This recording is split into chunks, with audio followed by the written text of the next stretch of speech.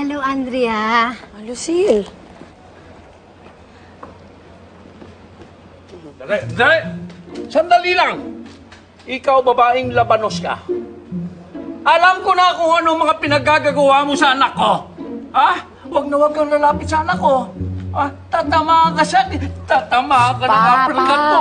Tama na. Okay na kami ni Lucille. Nagbati na kami. Di ba, Lucille? Nga po. Bago yan Hindi ko alam yan I already learned my lesson. Actually, nandito ako to give you my peace offering. Nanggaling ko sa opisina ni Jaime. Tinanong ko sa kanya kung ano pang kulang sa wedding ninyo. Kaya, eto, ang regalo ko sa iyo.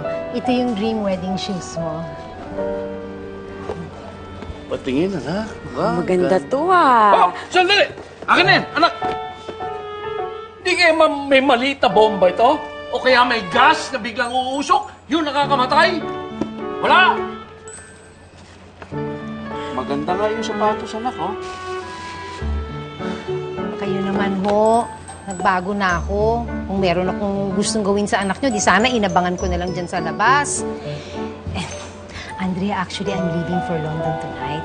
Nagpaalam na ako kay Jaime. I just wanted to see you personally to wish both of you good luck sa wedding. Salamat, Lucille. Hop! Sandali! Time out!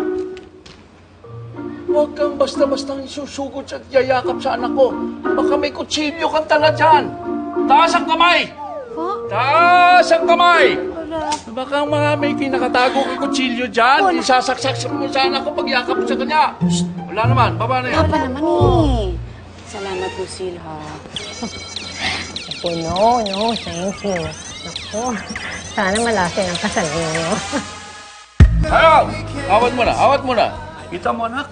Yung mga pinagsasabi nito. Tagus lahat sa ilong niya. Ang pakikipagpati niya, ang mga sinasabi niya sa'yo. Joke lang po.